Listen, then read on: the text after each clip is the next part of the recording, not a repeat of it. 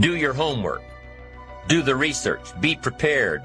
Do all you can in preparation of what's to come. Think of a few people you know who are enterprising. What do these people have in common? Well, they're probably always on the go, developing a plan, reworking the plan until it fits, never letting anything get in their way. And when posed with a problem, they'll probably say, let's figure out a way to make it work. Self-enterprising people always see the future in the present. And self-enterprising people aren't lazy. They don't wait for opportunities to come to them. They go after the opportunities. Self-enterprise requires two things. Number one, creativity. Creativity to look at the world a little differently.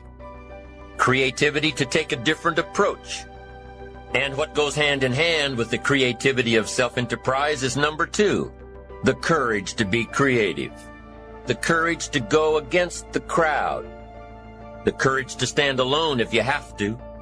The courage to choose activity over ease. Understanding your self-worth. What could you do if you had all the skills, took the classes, read the books? What true value could you develop? What could I become? What could I really do in the marketplace? In enterprise, home, family, love, marriage. Am I valuable enough to work on what's not working so I can reach my full capacity? Once you start understanding how valuable you are, it's a whole new experience. Our self-worth makes the difference between being lazy and being active. If we don't feel good about ourselves, we won't feel good about our lives. Every time we choose to do less than we possibly can, it affects our self-confidence, our self-worth. Can you imagine what you'd end up being after 10 years of doing a little less every day? It's devastating. Now, you can reverse the process of doing a little less, doing a little less. You alter the course by doing a little more each day. And pretty soon, you'll develop a new habit of doing rather than neglecting. It'll increase your confidence and your courage and your self-worth. It's not what we get or what we accumulate that makes us valuable. It's what we become. Success isn't in the having. Success is in the doing. It's the activity that transforms our dreams into reality, that converts ideas into actuality. Let me tell you what I think most messes with the mind. I think that simply doing less than you can. It causes all kinds of psychic damage. Trying less than you could try, it somehow damages the mind. The minute you turn this around and start extending yourself, you'll see immediate rewards. Maybe not monetary ones, but it's how you feel about yourself that's the greatest value. Discover all you can do, see how much you can earn, how much you can share, how far you can reach. Some people out there would have us believe that positive affirmation is more important than activity. They would have us repeating slogans like every day and in every way, I'm getting better and better. Getting better and better only happens with the discipline of doing better and better. And affirmations without discipline are in reality delusions. There's nothing wrong with affirming the good life as long as we are disciplined enough to take action. We should never allow affirmation to replace action. Feeling better is no substitute for doing better. If the truth happens to be that we're broke, the best affirmation would be to simply say, I'm broke. Accept it. Be responsible for it. By saying it out loud, you'll probably be disgusted enough to start the thinking process on how to change it. Confronting harsh realities has an incredible effect. You see, within reality lies the possibility to create our own personal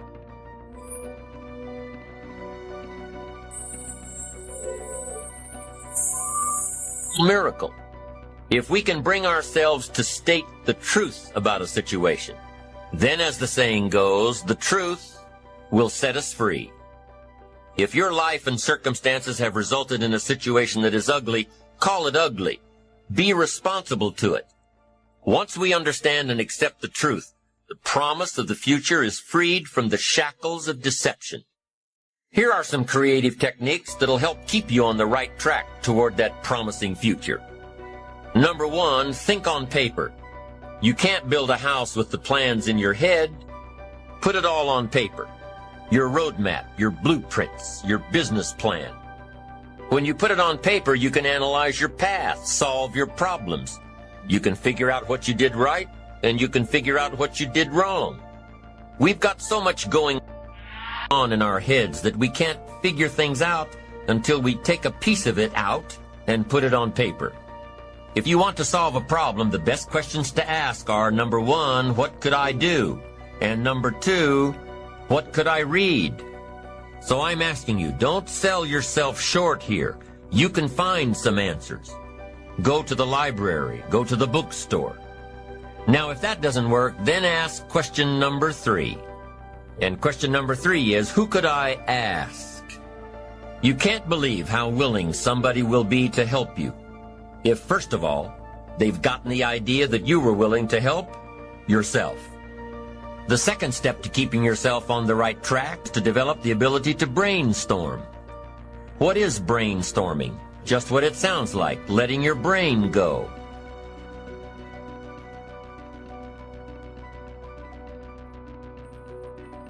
Just putting an idea into your brain and letting it take off, free associating. Not planning a train of thought, but thinking freely. Effective brainstorming can only happen if you're free from your ego. You can't be worried about saying something stupid or silly. Here's number 3 for creatively keeping on the track of self-enterprise. Number 3 says, imagine outlandish solutions. You see, if you allow yourself to think without confinement, it'll allow you to open up the process, which will eventually lead to totally appropriate solutions. The 4th creative technique is to access the information highway. With your computer, you can go online with hundreds of services. By taking advantage of the electronic age, you can learn more than you could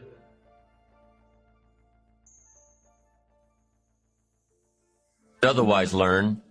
You can find information that your library may not have. Many people are afraid of their computers. They don't take advantage of all their system has to offer. Use it as a new resource, a new specialized resource that's yours for the taking. Commit yourself to learning. Feed your mind. Sharpen your interest in 2 major subjects, life and people. Learn more on how to get the most from life. Learn all that you can so that you can become all that you can become. Learning is the beginning of wealth. Learning is the beginning of happiness. Learning and searching is where the process of creating your own personal miracle begins. I am here to tell you that you can come from nothing and become something. Happiness and success is available for every last one of you. But I'm going to tell you what you're going to have to do. You got to change your mindset. If you think that they're going to mail this money to your house, you're dead wrong about that. If you want to be successful, you got to change your mind, and you're going to have some faith. Most of us go through life pretending. See, a lot of people pretend that they want more out of life, but all you have to do is watch their actions. Watch what they're doing. The proof is in the pudding. Find out what it is you want and go after it as if your life depends on it. Why? Because it does. Gratitude is the #1 way to become successful. Because the more grateful you become, the more things God will give you to be grateful for. If this God wakes you up every day, it's not you that's waking up. It's God allowing you to wake up. So if you ever stop to just thank him for everything he's done for you, he will add to that list of stuff that you can thank him for. Instead of complaining about what's going on, man, I got to go to work today. Man, I got these kids. Remember when you wanted a job? Remember when you wanted a baby? He's not going to keep giving you stuff if what you got you can't handle already. Spend 5 minutes complaining, and you have wasted 5. Surely they will soon haul you off into a financial desert and there let you choke on the dust of your own regret. It's a deadly disease. If you don't think it's bad, ask the children of Israel. Story says, children of Israel were slaves. God performed a series of dazzling miracles and got them out. Remember the story? Heading for the promised land. Tragedy of the story, they never got there. Reason, from day one, they started to complain. They whined and cried and griped about the food. They whined and cried because it was too far, too cold, too hot, too miserable. Whined and cried for years. Finally, God said, I've had it, trip canceled. Which I think means two things. Indulge in this long enough, you get your future canceled. And I guess it also means even God himself can only take so much. Our promise is taking longer to develop because we're complaining instead of praising. You kill more blessings by not being grateful. That's the number one blessing blocker, lack of gratitude. Right now, what are you grateful for? Nothing, brother. There's nothing good in my life right now. That's pretty freaking pathetic. You can't find anything in your life to be grateful for right now? Lord, I thank you. I thank you that I made it this far. It's not what I wanted, but it is working. And if you can't say that, come on and let me take you to the homeless places, because sometimes you don't have gratitude because you got too much. But in the absence of an example of worse, you won't appreciate better because it ain't best. Listen to me, y'all. Wake up every day and start being grateful for just your life, your kids, your food, your clothes, your money. And then immediately after that, you'll have a better day. He start giving you more stuff. When you look back over your life, you can see the faithfulness of God. Times where he made a way where you didn't see a way. You didn't get to where you are by yourself. He's been working behind the scenes in your life, lining up the breaks that you need. That's why I take time every day to say, God, I recognize your goodness. I know I didn't get here by myself. You chose to bless me. If you knew all the things God has been orchestrating behind the scenes to get you where you are, you would be amazed. He said in verse 11, beware that in your plenty you do not forget the Lord your God. Don't let it become so common that you don't recognize it was my goodness, that you don't take time to thank me for what I've done. Now, a lot of people say, Steve, I don't have time to do that. You do have time. If you don't have time, you should make time. But if you don't recognize it's his goodness, the same God that opened the door can close the door.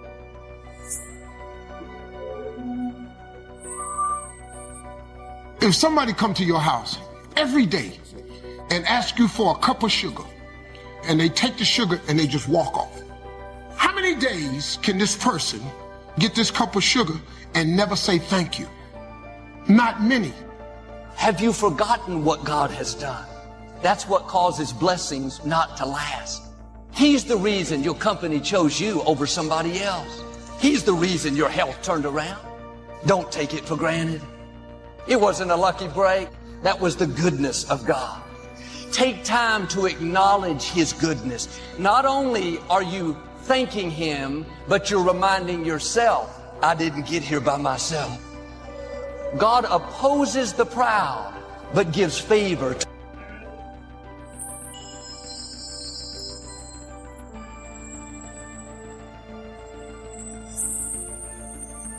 to the humble. Gratitude changes your perception. Your perception changes your existence.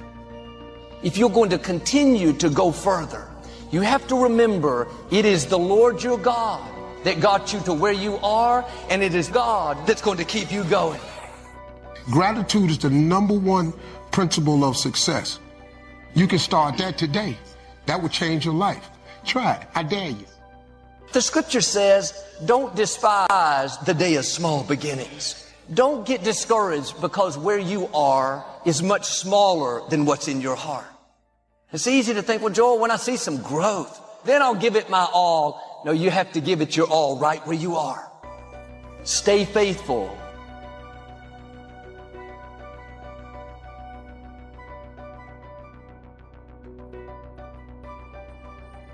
Your time is coming. There's this thing people think that like, I'll be happy when. Once I get like this amazing home, or once I get this, or an amount of money, then I'll allow myself some happiness. The problem is the finish line always moves. And so for me, I want to live in a state of being grateful and blissful now, not waiting for some future place or date that may never arise. You must live in a spirit of gratitude. Choose to be happy in spite of life's challenges. Viktor Frankl, he said the last of the human freedoms to choose one's attitude in any given set of circumstances, to choose one's own way, living in the moment, getting everything we can out of where we are in the moment where we are.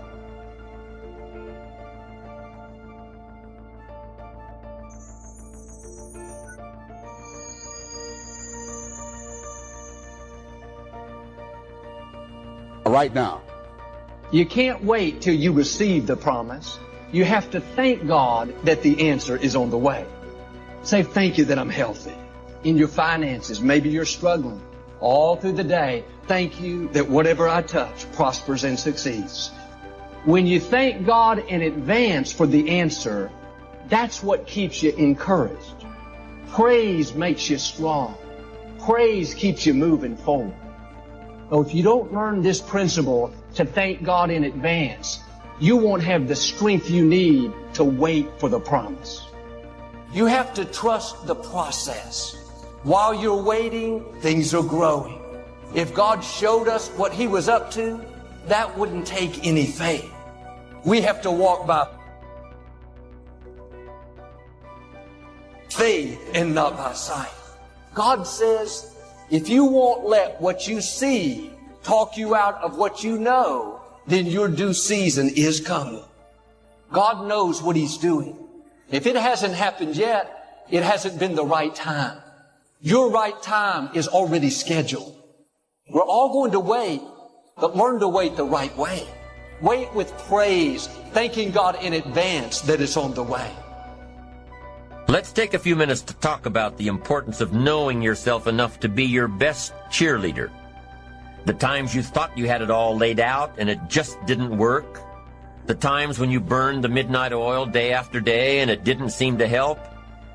These are the times that you have to rely on your own self-encouragement. Take responsibility for the missed opportunity or the misrepresentation. Be prepared for the letdowns that happen every so often. Know that this lost opportunity just sets you up better for the next one. Study your mistakes and learn from them. Don't dwell on the mistakes. Learn from them. Encourage yourself that you're smarter than your bank account leads you to believe. Remind yourself that you're bound to get better. Don't get down on yourself. Don't beat yourself up. You can do it better next time. You just have to practice. Keep trying until you've got it down. If you figured out what it was in your presentation that didn't work, don't say that next time. Don't beat yourself for messing up. Pat yourself on the back for figuring it out. You need to pump yourself up. You need to be your own cheerleader, because you can't wait and hope that someone else will come along and cheer you up, tell you that you'll do better next time. You have to rely on yourself. You have to have the inner belief that everything you're doing for a positive outcome in the future. Encourage yourself with your goals, your dreams, your ambition, knowing that you've got a plan, knowing that you're going to do it until. There's an old cowboy saying, fall off a horse 7 times, and you're a real cowboy. If you fall off track, get right back on. If you fall out of habit, get back into the habit. If you fall off the horse, get back on. It may be hard, it may be a bit frightening, but get back on. We must all suffer one of 2 pains, the pain of discipline or the pain of regret. Discipline weighs ounces, regret weighs tons. It's much easier to be disciplined and have the money than to try to rationalize why you don't. Don't wish for less problems, wish for more skills. Don't wish for less challenge, wish for more wisdom. Develop yourself to the point that you can truly and totally rely on yourself. Too much of anything is a bad thing. Life without balance results in an unbalanced life. Eating an apple a day is good. Eating only apples is bad. Working hard, burning the midnight oil, doing it until is good. Working nonstop, never spending quality time with the people you love, never taking a break year after year is bad. It doesn't work that way. You've got to stop and ponder where you've been and where you're going. After all, if you're always working, you must be successful. No, it doesn't work that way. For workaholics, there's never enough work. The only satisfaction is fighting off sleep, denying life's pleasures, getting more tasks done. These people are generally more task-oriented than results-oriented. They're busy being busy. Now, wouldn't you prefer a life of productivity rather than a life of tasks? When you schedule your time and take advantage of your time, you can work smarter instead of working longer, and still have time for other things in life. I will look for new ways to work smarter by focusing on doing more per hour instead of doing more hours. Too much of anything, even good things, will sooner or later throw you off track. Ambitious people don't see each step toward their goals as a singular step.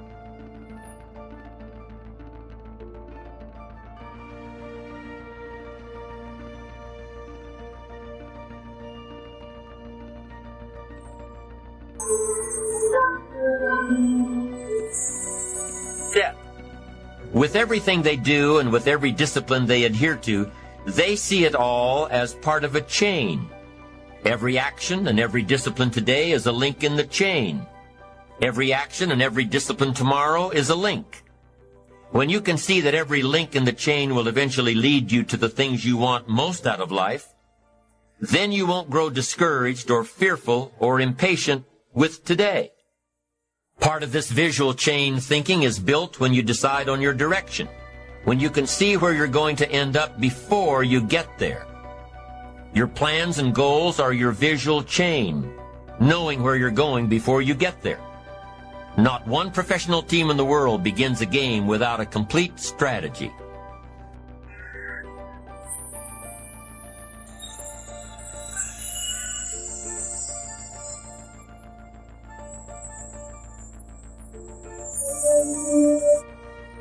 But few of us take the time to map out a strategy for our lives. Here's the first rule for your game plan of life. Don't start your day until you have it finished. Don't start your day until you have it planned. And do this every day. Once you've mastered the art of planning your day, you're ready for the next level. Don't start your week until you have it finished. Just imagine what life would be like if you took time out of every Sunday to plan your week. Come Friday, you won't be saying, "Boy, did this week fly by." No, if you plan your week before you start it, you'll know exactly what you want to do, what you need to work on. Your days will be better, more effective. You'll be working smarter, not harder.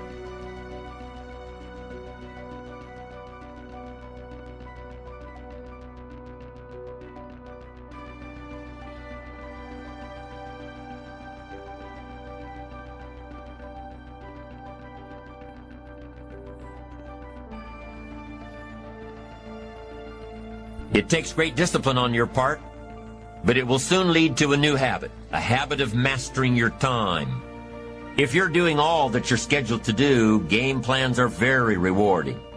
Day by day by day, week by week by week, you'll see the magic of your dreams and plans turning into reality.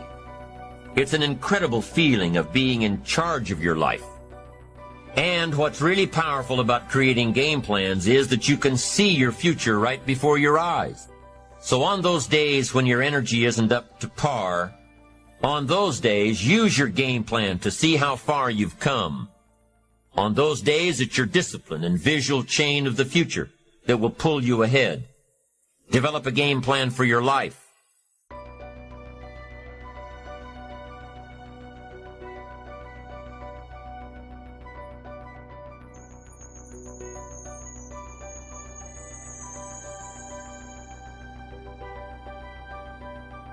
Make sure that your game plan includes time for recreation, time for reflection, time for health, time for spirituality.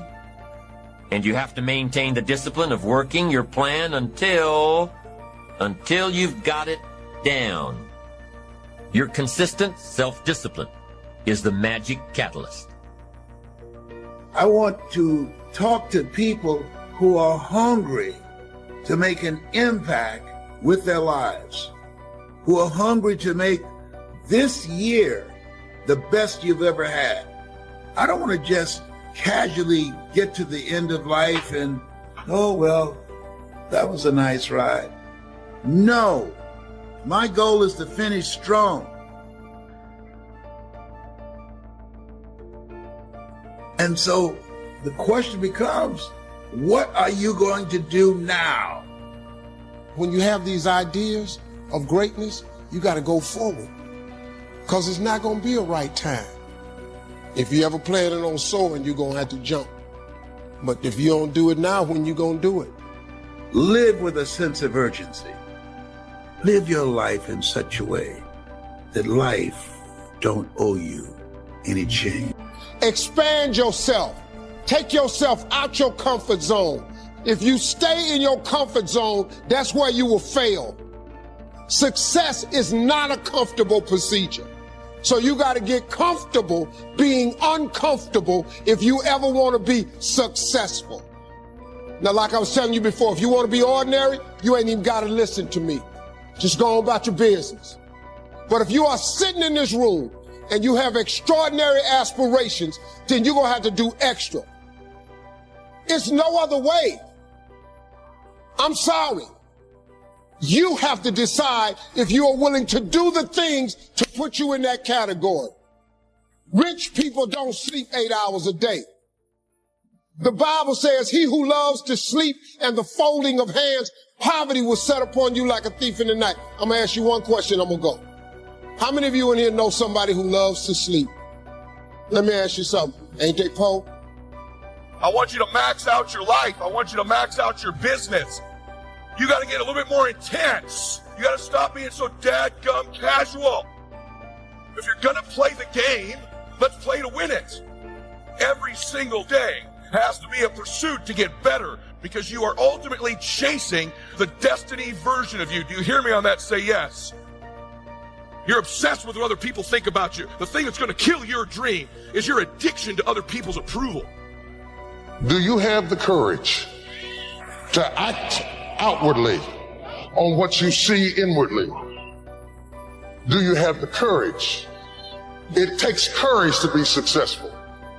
It is far easier not to be successful. It takes courage to be exceptional.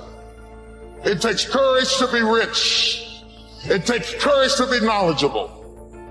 And I'm just wondering, in this reality TV world we live in today, I'm wondering if there's anybody left that's got the courage to say, after all I've been through, I didn't come through all of that just to fit in with normalcy. It takes courage to be different.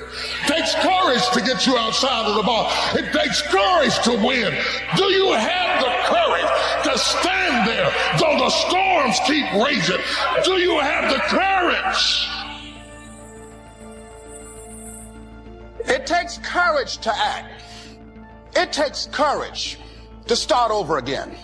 Somebody said that courage is going from failure to failure without losing enthusiasm. When you have something you want to do, if you don't develop the courage, life will move on you. Courage. Ambition requires courage. Ambition requires that you fight off fear.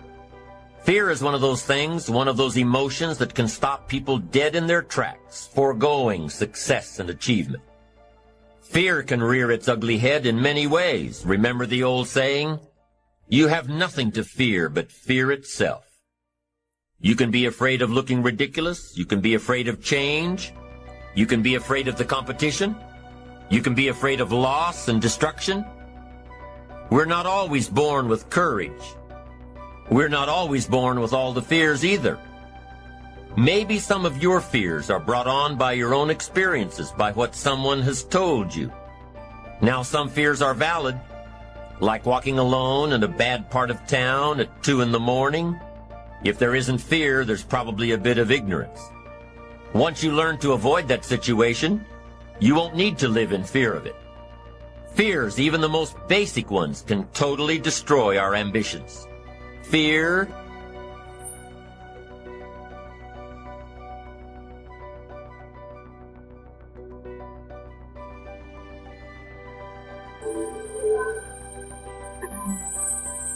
is an enemy.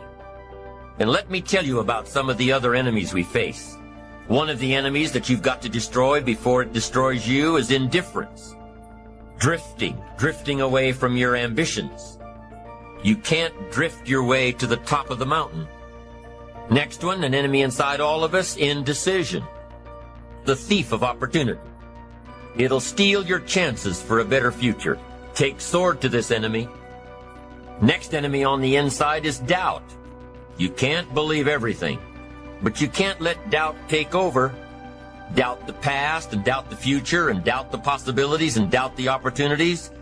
I'm telling you, it'll destroy your life and destroy your chances and empty your bank account and empty your heart. Get rid of it.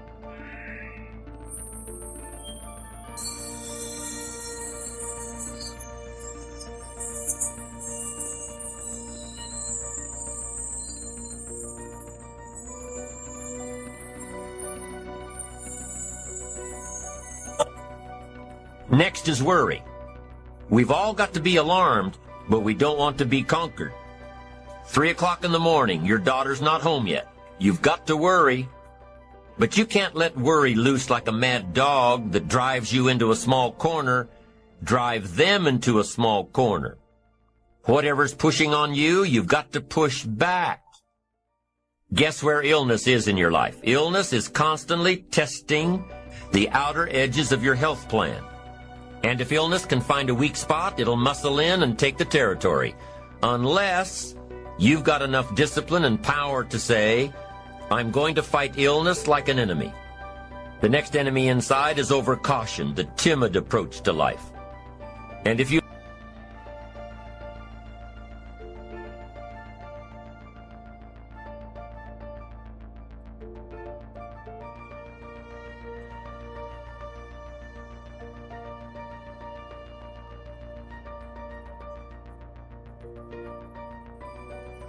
let it go and go and go, it'll conquer you. Timid people don't get promoted. They don't advance and grow and become powerful in the marketplace. Do battle with the enemy. Build your courage to fight what's holding you back. Do battle. Have the courage to fight back. Here are a few techniques to help build your courage. Number 1, put all remote possibilities out of your mind. Don't spend your time thinking about all the bad things that might happen to you. Courageous people don't worry about the unlikely, things out of their control. They concentrate on what they can control. Number 2, make a list of the worst that could happen, and you'll probably see that it's not so bad after all. Once you face your fear, you can move on.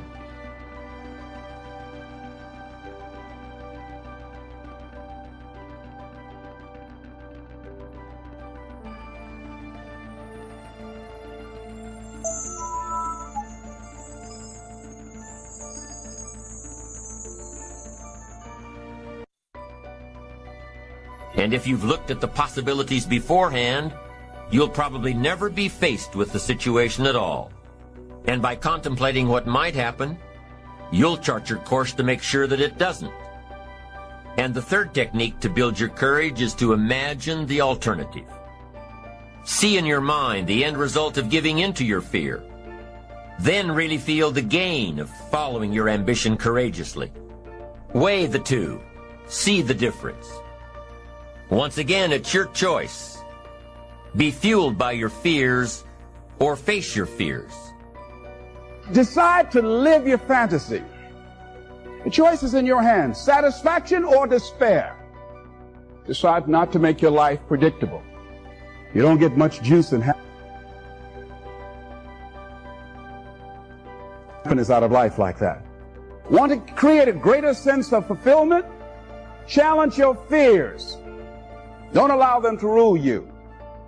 You have this kind of convoluted, limiting belief about why you can't do something right now that's your own BS story you keep telling yourself. How about you just decide it's a lie, even if it is true? Listen, you don't have to be great to get started, but you have to get started to be great.